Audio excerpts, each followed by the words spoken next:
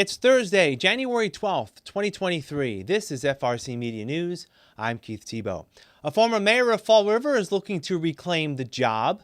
In the face of threats, drag story time in Fall River will continue. And we tell you about the return of Fall River's indoor farmers market. All this and more coming up.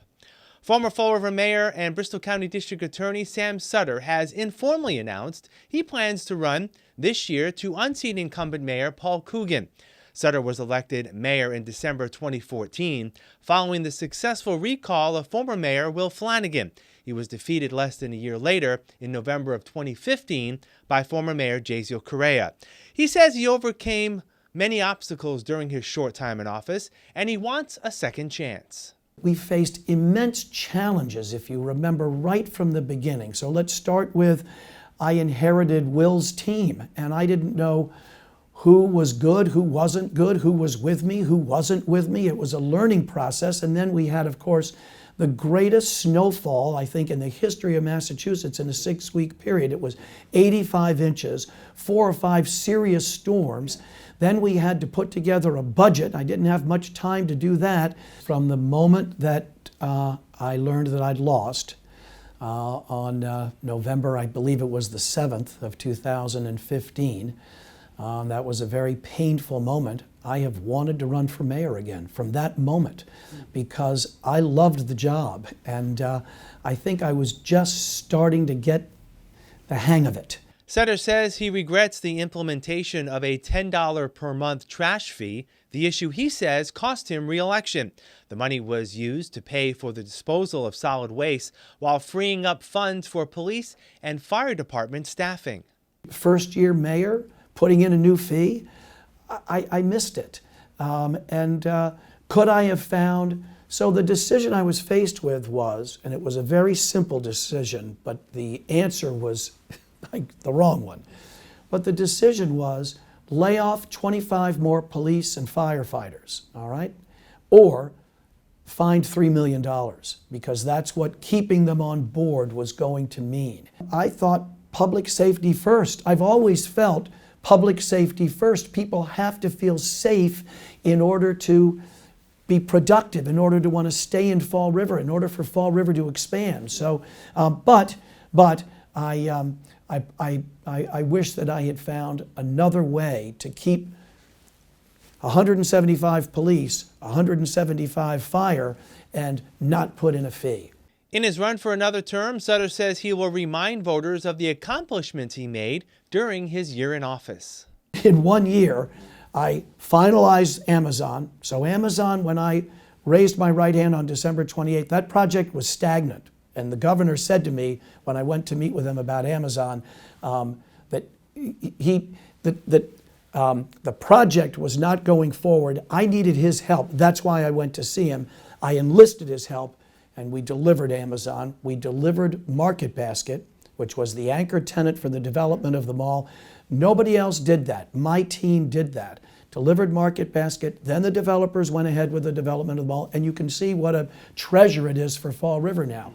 But we also delivered the expansion of Blount Seafoods, Matook, New England Ropes, other businesses, Millstone Medical. So we reduced unemployment. I mean, schools improved, crime was down, everything was getting better. Sutter says serving as district attorney and mayor comes with different expectations from voters, and he feels he can do a better job connecting with city residents. People want to see you constantly. So as district attorney, what you need to do for the people of Bristol County and the people of Fall River is deliver results. So whether it's reducing gun violence or solving homicides or solving cold cases or being responsive to victims, people don't need to see you at events when you're district attorney. They want to see results. As mayor, people want to see both. They want to see results and they want to see you everywhere. Every 100th birthday, every ribbon cutting of a new business. Sutter says he plans to make a formal announcement of his campaign soon and will begin mapping out his platform. He's looking forward to holding multiple debates with incumbent Mayor Paul Coogan. I want Paul Coogan to debate me all over Fall River. I want to have a debate in the North End. I want to have a debate in the South End. I want to have a debate in the Business District. I think we should have at least 5 to 8 debates. Let's debate the issues of crime, schools, affordable housing, addiction, trash, budget, all of the issues. So let's have a series of debates for the people of the city, because this is a turning point for Fall River. The combination of that money from the federal government, combined with the potential of the waterfront, combined with the massive issues concerning public safety in schools, this is a crossroads for the city, and I'm excited about the opportunity to debate and lead the city. Sutter says if elected, he plans to impose no new taxes and work at lowering the tax burden on city residents. In response, Mayor Coogan says he's ready to let his record dictate whether he should earn another term. People have a right to do whatever they want to do, and there's nothing I can do about that. So I'm just extremely confident in what's gone on in the city over the last 3 or 4 years. I know how hard people work on the 6th floor to improve the quality of life for people. I know what we've been done around the city. I know the relationships we've struck up with elected officials. I don't believe that any candidate would have those kind of things at their disposal to help the city of Fall River. And again, that's what this is about, trying to make Fall River a better place to live for everybody, whether it's economic development, whether it's our schools, whether it's public safety, whether it's infrastructure. Those are the things we work on every day, and we put our nose to the grindstone and keep going. And again, whoever decides to come forward and run, welcome to the race. Fall River City Councilor Pam LaLiberte was back in court today on charges she harassed the wife of a former lover and intimidated witnesses in the police investigation.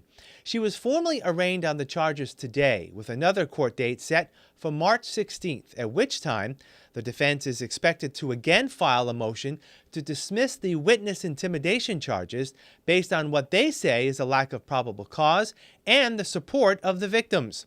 A similar motion was denied last month, as LaLiberte had yet to be arraigned and the case was not officially before the court. FRCmedia legal analyst Stephen Sabra of Sabra Law says the delays in the case are unusual, and because LaLiberte is a public figure, both sides feel the need to press on. In most circumstances, the district attorney's office will, not all the time, but often they're concerned about what the victim wants to have done in cases. So in this situation, it seems to me that the victims don't want this case to proceed. But you have to remember this, that she's the defendant's a public figure. Maybe the district attorney's office doesn't want it to look like someone's getting favorable treatment because of their position. And so if the case is going to be dismissed, they want the judge to dismiss it on a motion to dismiss. But they're not going to assent to the motion to dismiss, and they've already opposed it when it was filed previously before arraignment. Last week, we reported on a cyber attack at Bristol Community College. As it recovers, the college announced that the beginning of classes for the spring semester will be delayed 1 week. Classes had been set to start on January 18th and will now commence on January 25th. The cyber attack took place on December 23rd, and according to the college's website, there has been, quote, no forensic evidence that this incident resulted in the unauthorized access or acquisition of personal information. Their investigation continues. The Fall River School Committee has a new vice chair for the coming year. The panel this week selected Mimi Larrabee to serve in the role, replacing City Council member Paul Hart. I would also like to thank my colleagues for their confidence in my ability to lead this committee.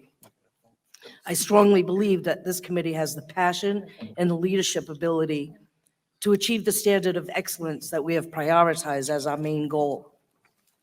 I'm looking forward to working with the mayor, with the superintendent, and this committee in providing our students with a safe environment and a first-class education that will continue to prepare them for the 21st century. In the face of insightful protests by neo-Nazi and anti-gay groups, the Fall River Pride Committee is moving forward with its next drag storytime reading this Saturday at the Fall River Public Library. Pride Committee member Sean Connell says for over a year, the monthly storytime events had gone off without incident.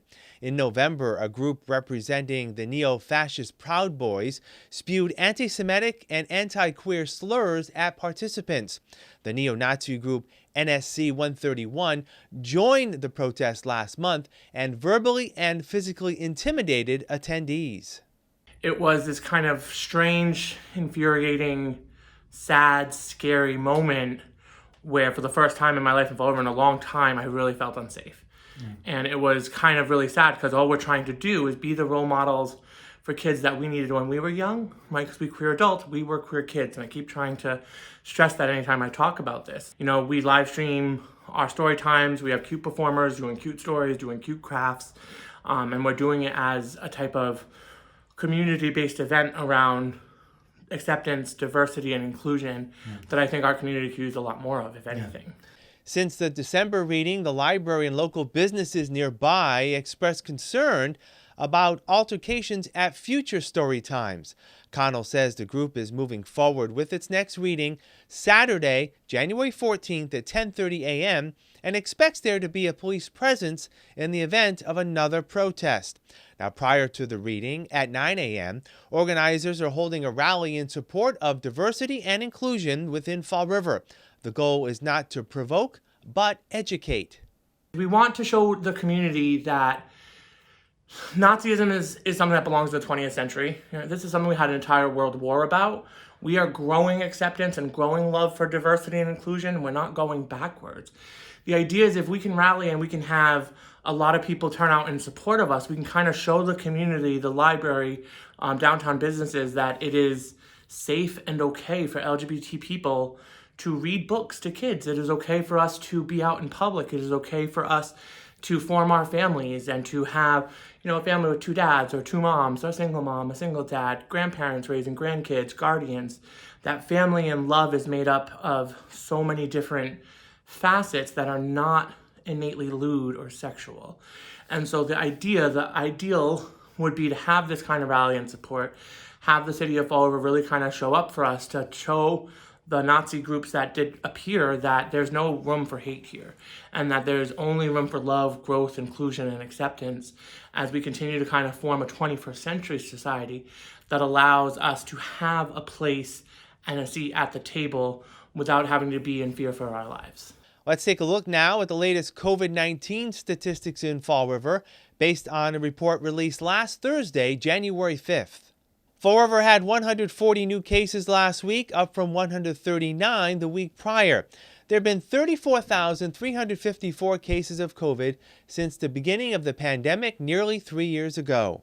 On the vaccination front, the city remains at 70% of those eligible having received at least one dose of the vaccine, 61% considered fully vaccinated, 30% have received at least one COVID booster, while 10% have received a second booster. We'll have more FRC Media News right after this. Here are some job descriptions on the latest hot jobs list from the MassHire Fall River Career Center.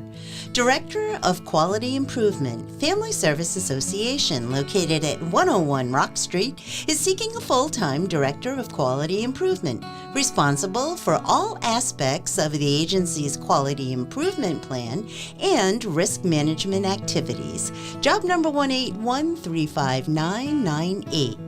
Tradesmen construction workers. The Haven Center, located at 1435 Pleasant Street, is looking for full-time tradesmen construction workers to help with finish work at the Fall River Dispensary. Job number 181-36576. Class A driver. Gold Medal Bakery, located at 21 Penn Street, is looking for a full-time Class A driver, responsible for operating tractor-trailer equipment, transporting bakery products to customer locations. Job number 181-17924. Service Appointment Coordinator. Empire Hyundai Incorporated, located at 428 Pleasant Street, is looking for a full-time service appointment coordinator. For more information, call 833-345-8027. The Fall River Public School Department, located at 417 Rock Street, has an immediate need for the following full and part-time positions. 5th grade math teacher, job number 181-28293. Substitute guidance counselor, job number 181-28290. For more information about these and other positions, visit MassHire JobQuest at jobquest.dcs.eol.mass.gov or call the MassHire Fall River Career Center at 508-730-5000. Hi, I'm Tess Curran, Director of Health and Human Services for the City of Fall River. I know that we're all tired of COVID-19. However, COVID remains a threat in our community. Anybody can become infected with COVID-19, especially children. Therefore, it's critical that parents consider getting their children vaccinated. We realize that children already get a lot of vaccines as it is when they're young.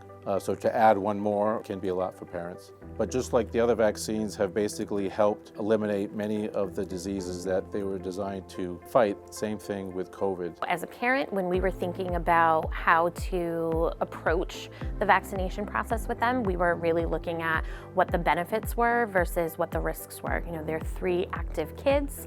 They like to play outside, they like to run around, and we wanted to keep them as healthy as possible. We talked to our pediatrician, what was going to be the best move for all 3 of them. For parents who have questions about the vaccine, the best thing you can do is ask your pediatrician. There was a little pinch, but it wasn't really that bad. Anyone 6 months and older is eligible to receive the COVID-19 vaccine. For questions, please contact your doctor or visit frvax.com for additional information. Welcome back. After a 2-year-plus hiatus caused by the pandemic, the city is welcoming back its weekly indoor farmers market. The market is organized by Mass in Motion Fall River. Coordinator Sarah LaBassiere says the market, held at the Cardinal Medeiros Towers, is an extension of the outdoor markets held each spring, summer, and fall. Before COVID, we had an indoor winter market at Health First in their lobby, but they haven't been able to open to the public really since COVID. So we reached out to Cardinal Medeiros and the Fall River Housing Authority. They are very helpful and very willing to let us move in here, and we appreciate it. They even have a kitchen. So today we have a cooking demonstration and food tasting. We have a student from UMass Dartmouth that is working on a program with the farmer and trying to create some more nutrition education, skill building with cooking and preserving food. And so we're hoping to use the kitchen for those activities as well. The market is another opportunity for those receiving Supplemental Nutrition Assistance Program or SNAP benefits to receive free produce through the state's Healthy Incentives Program or HIP. If you have SNAP benefits, then you already have HIP benefits, but a lot of people still don't know about it. So that's part of my job, trying to get the word out, and all the agencies in Fall River help me with that. So all you have to do is bring your EBT card that you get through SNAP, and you bring it to the farmer's market, and you pick out your produce, and you go to the cash register, you swipe your EBT card. It will take the money that it costs for the produce off your SNAP balance, but then it puts it right back on. So it's an immediate reimbursement through the HIP program onto your SNAP card. If you're a family of 1 to 2 people in your SNAP household, you get an extra $40 a month. If you are 3 to 5 people in your SNAP household, you get $60 a month. And if you are 6 or more people in your SNAP household, you get $80 a month. That is money that you can only use at a farmer's market, farm stand, mobile, online market. Lane Gardens also does, Oakdale Farms does do online ordering and home delivery. And you can use your SNAP and HIP benefits for that as well. Ms. LaBassiere says HIP allows those who don't normally purchase healthy food to do so. It has higher nutrition being just picked than something that's been stored for 6 months. And so it's a very nutritious product, and it costs more. Your average person who is using SNAP benefits would probably not often buy food with their regular SNAP card if without the HIP benefits, because it would cost more for them to buy potatoes at the farmer's market than it would at the supermarket. So the HIP program really allows folks who have food security issues to purchase this most nutritious, fresh-picked food where it wouldn't be accessible otherwise. The indoor farmers market takes place every Friday at Cardinal Madeiras Towers from 11 a.m. to 2 p.m. Ms. LaLiberte says the market will continue for as long as local farmers have products to sell. We will wrap up this edition of FRC Media News after this. Hi, I'm Tess Curran, the Director of Health and Human Services for the City of Fall River. COVID continues to circulate in the community, and we need to be aware of the resources available to us. These resources include testing, treatments, and vaccinations. As we enter into the flu season, the winter season, the biggest advice I can give to all people of our community is to monitor themselves for symptoms, and home tests for COVID are available, and I encourage people to do those tests to isolate if they have symptoms or if they test positive to COVID, and then to really reach out to their medical provider if they do test positive on one of the home tests. There are treatments available now for COVID. Many of them are very effective in preventing hospitalization and severity of symptoms. The manufacturers of the COVID vaccines have updated their vaccines to meet the new variants that we see in our community, including Omicron. And so I encourage people to get the booster vaccine. For individuals who have questions about COVID or the new vaccines that are coming out, I recommend that they reach out to their medical provider, or they can look at the local resources on the frvax.com website. Hi everyone, welcome to Hot Dogs and Cool Cats. Today we have Moonstone. Moonstone is a 3-year-old female pitty. They do know a couple of commands. Can you sit? Sit. Good girl. As you can see, she's pretty well built. She has a lot of energy. She would definitely do well in a home with other dogs. I would say absolutely no cats. It's not that she's aggressive, she just has way too much energy. She is a very sweet girl, she just has a lot of energy. We ask that the adopters own their own home for pit bulls. She has absolutely no aggression issues. She loves everyone she meets. She loves to play. She does cuddle when she calms down. She's just looking for her forever home. If you want to come down and meet Moonstone, you can come down to Forever Paws Animal Shelter. You can fill out an app in person or on our website at foreverpaws.com, and we can get an appointment with you to meet her because she would love to meet you. Today we have Mackenzie.